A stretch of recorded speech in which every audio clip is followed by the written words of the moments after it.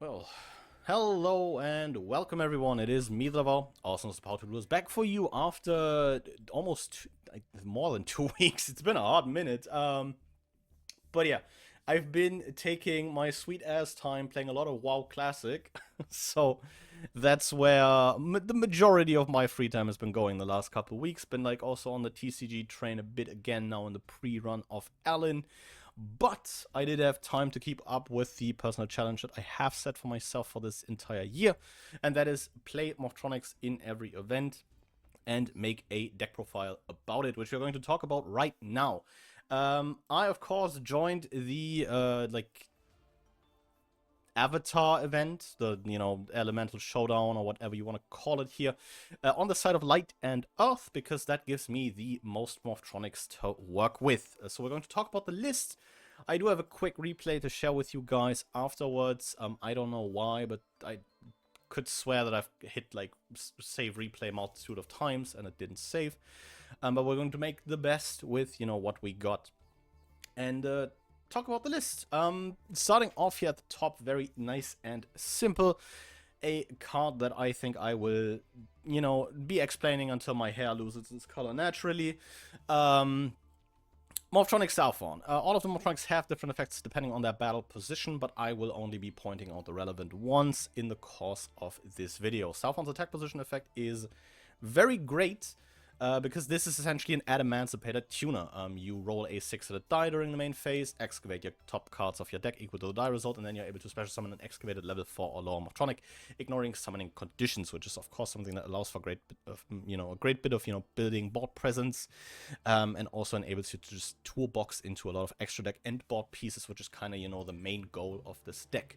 Then we have a level 1 tuner here in the form of Morphtronic Smartphone. This guy is able to be special summoned from your hand by banishing a Morphtronic from your grave. This is a must first be special summoned, so that is something you maybe have to keep in mind if you're playing this deck.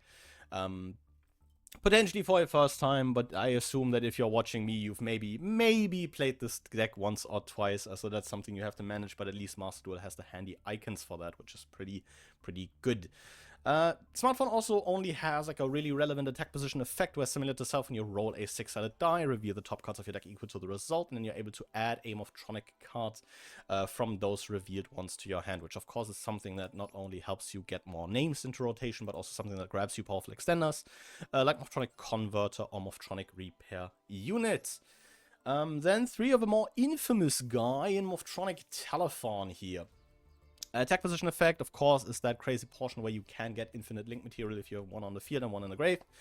Because you're able to roll a 6-sided die, gain life points equal to the result, and then you can special summon a Morphtronic from your grave with a level equal to or lower than the result. Since the die cannot roll lower than a 1, you're always able to bring back a 1, meaning if you have a Telephone in the grave and one on field that has not activated its effect, congratulations, you have just figured out how Six Samurai has worked for 90% of its existence. Defense position effect of Telephone is, I think, something that is often overlooked. You, similar to Southorn, roll a die, reveal the top cards of your deck, but then you're able to send an excavated Morphtronic card to the graveyard and put the rest back in any order on the top or bottom of your deck. This is sometimes very handy. Has come up once or twice in the event for me. I think we're going to see it in the replay. It's just a neat setup tool if you're maybe low on names, have like specific extension pieces in hand that you might want to get live, or just something that, helps you maybe stack a couple top decks if you're able to, work around the fact that you just use the Telephone in defense. Remote is also great. Huge Remoten fan. In attack position, you can target a Morphtronic Engrave, banish the target, and then add a Morphtronic with the same level as the target from your deck to your hand. With your main consistency / playmaking trio being level 1, so you're easily able to toolbox through those, which is why I do believe 3 Remoten is somewhat mandatory. Then we have the Gadget Gamer Gadget Hauler package. Something I'm currently experimenting in the TCG without, which has been sort of interesting. Maybe more on that in a different video, but Gadget Gamer on Normal Summon adds you a level 1 machine from deck to hand, which is of course great because that grabs you, you know, telephone, smartphone, and cell phone. You usually want to be adding those in that order because telephone is a tuner, since that way if you tribute the Gadget Gamer for its second effect, special summon Morphtronic from the hand and a Gadget Hauler from the hand or deck, you're immediately left with a level 1 tuner and a level 6 non-tuner on the board, which gives you immediate access to a level 7 Synchro Play, be that a Power Tool Dragon, a Samurai Destroyer, or an FA Dawn Dragster in this event. So yeah, huge hand trap magnet, which is, you know, a bit unfortunate, but you do have ways to extend past that. One of which is the ancient texts coming back for usage. I've kind of forsaken this card for like a long time, especially post support, because I think the deck can very much combo without it. And you can cut those into in favor of, you know, a bit of more utility-based cards than just extension. But in this event, I do believe machine duplication is somewhat mandatory if you want to be playing Morphtronics, since you do not have a dedicated Link 1 to make. Clockwork Knight, sadly, the Link 1 Clockwork Knight, sadly has not hit Master Duel yet, which makes me very sad because that card is incredible and has been probably one of the main catalysts for like theory crafting, like a Morphtronic list again recently.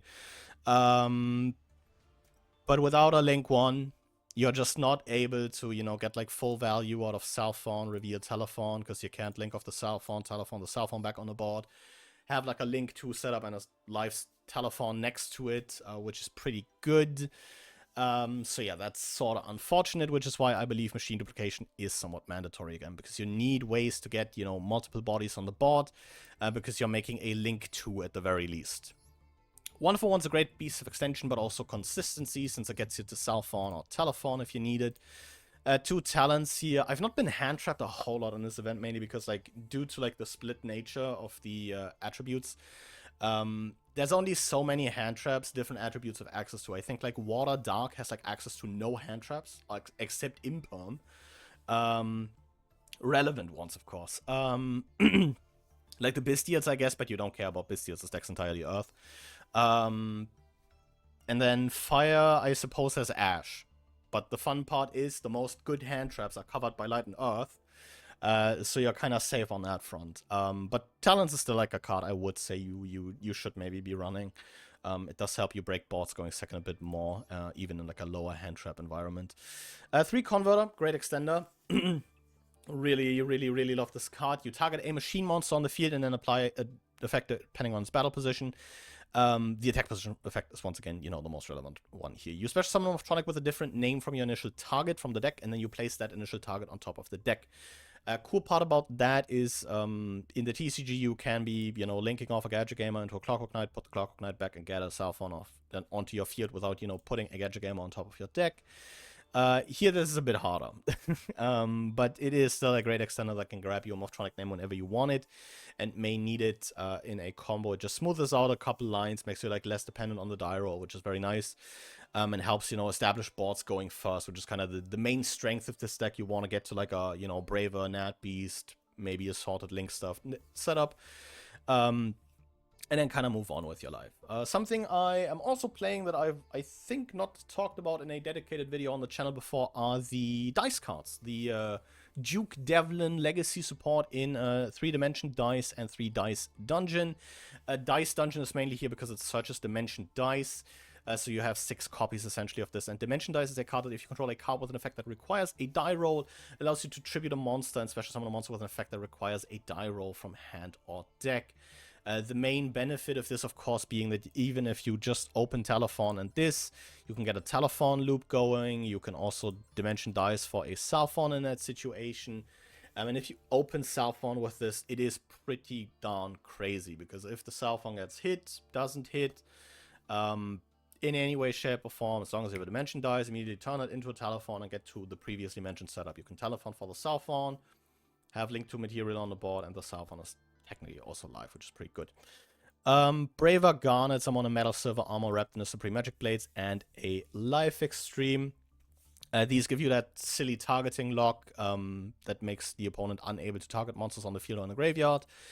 Make the Braver effectively 4K in combat and give you like that delayed quick effect pop, which I'm a huge fan of, because you can Braver, send an equip spell, target a monster, swap its battle position, and then the Life Extreme on a new chain will pop a card on the field. 3 Reaper unit, this is just an archetypal premature burial, which is rather handy to have. You send a Morphtronic from hand to the grave and select a Morphtronic in the grave, especially the selected monster. The cool part about this is why you don't mind getting additional names into your grip off of like a smartphone, for example. If you find a name, you can discard it for cost and then target it as part of the effect.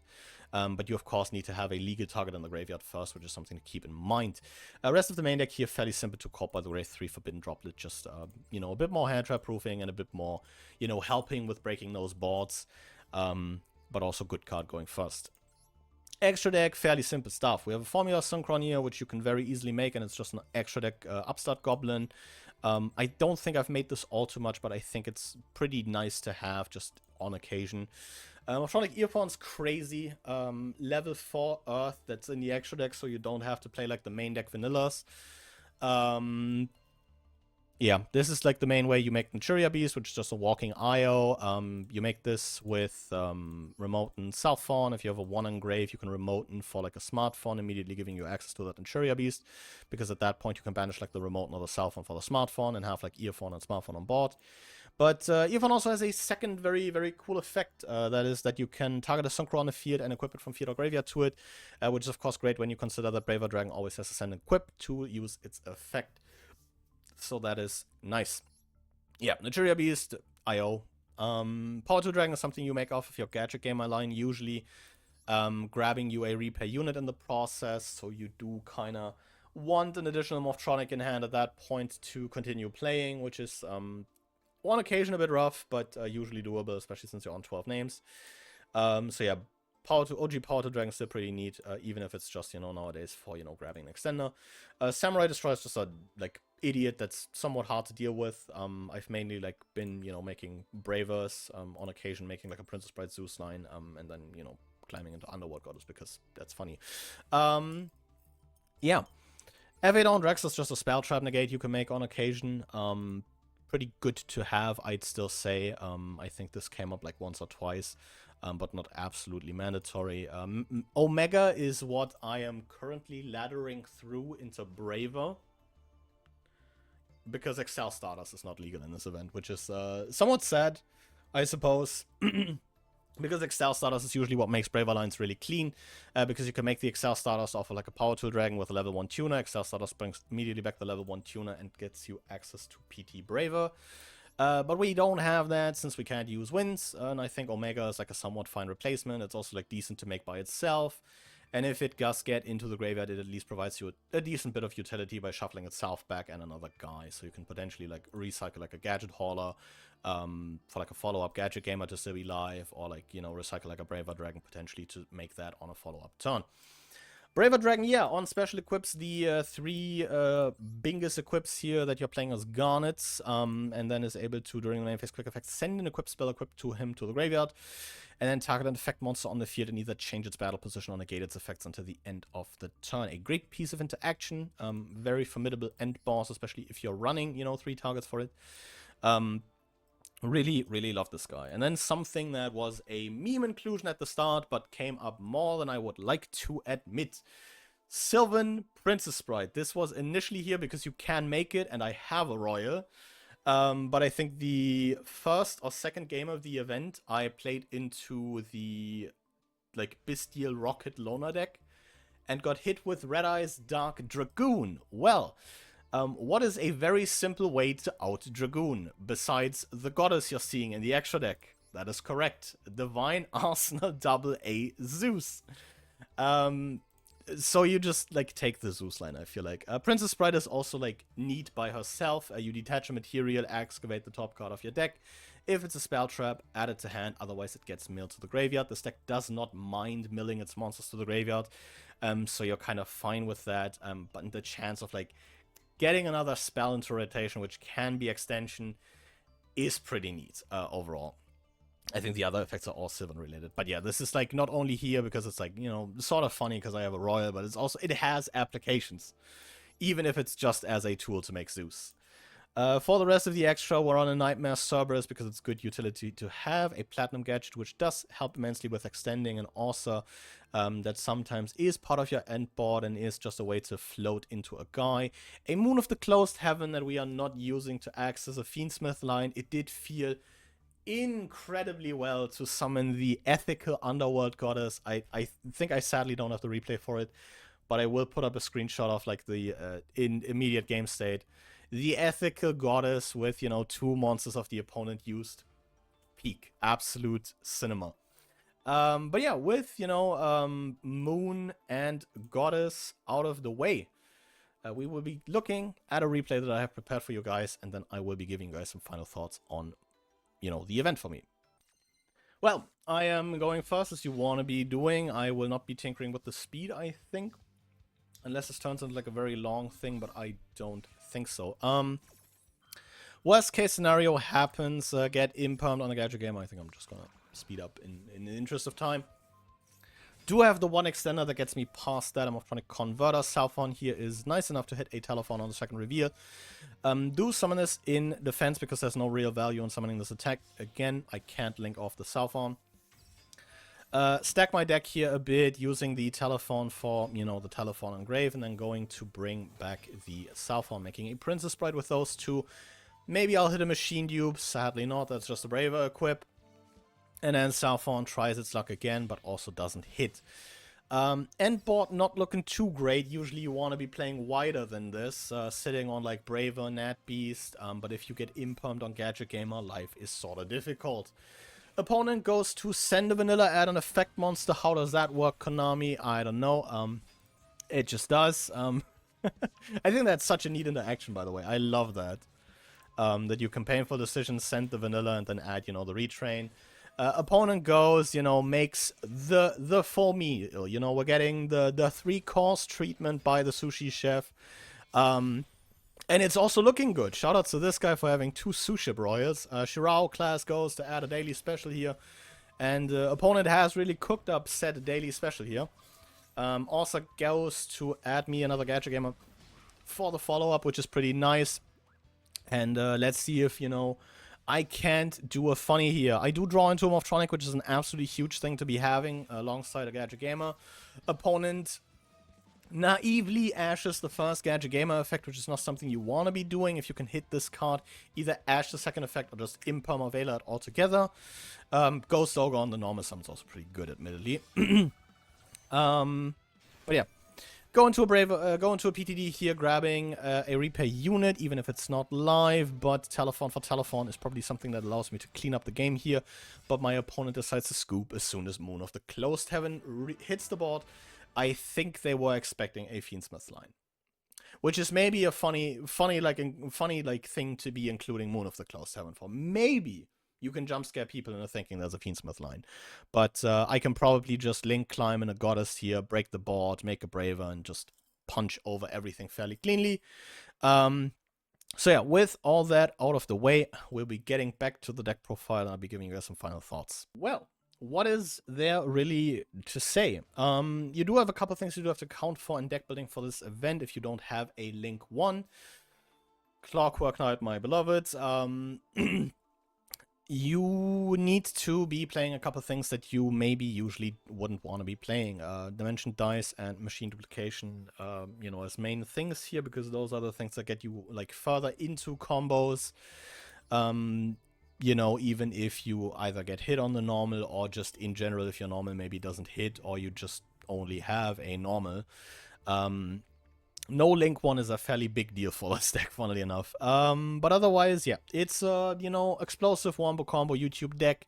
You're trying to resolve, you know, effects like telephone multiple times a turn, getting to, you know, the end board pieces previously lined out. Usually Gadget Gamer plus a like Southon or telephone.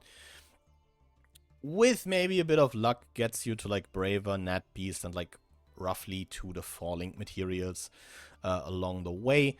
So that's something you can maybe deck build around. I think if you want something to maybe make turn 1, you can think about a Silo Hat Rabbit. If I knew how to spell Silo Hat. Yeah. You can maybe think about this silly little guy. This is another like link payoff you could be making. Does require a main deck Garnet because you're playing like the continuous trap. But going up to like 42, 43 is fairly fine because it also offsets the Braver equips a bit, which is sort of nice. So yeah, another event in the books, but another one that is fairly uneventful. I think the Fusion Synchro event was like the wackiest list I've shown to date. I think the other ones were like fairly, maybe not standard, but fairly reasonable. I'm excited for the first one. That's maybe a bit wackier. Maybe I'll be summoning Datatron once this year, or something along those lines. But we will see when those events happen. Of course, excited for those. So yeah, with all that being said, let me know what you've been playing this event. Did you also, join Light Earth, or were you part of one of the clearly inferior teams because you couldn't be playing Morphtronics in those? Let me know down in the comments below. I think that'd be very interesting to see, because Light and Earth has like ran away with the event, I feel like, by a country mile, but that's, because these events are usually in tandem with, card releases, so, having Blue Eyes Primite in the team is kind of, carrying the whole thing up the hill, and I'm out here sandbagging with Morphtronics. But yeah, let me know what you've been playing this event, and with all that out of the way, I'll be thanking you very much for watching. I'm hopeful to see you guys again next time. But until then, goodbye.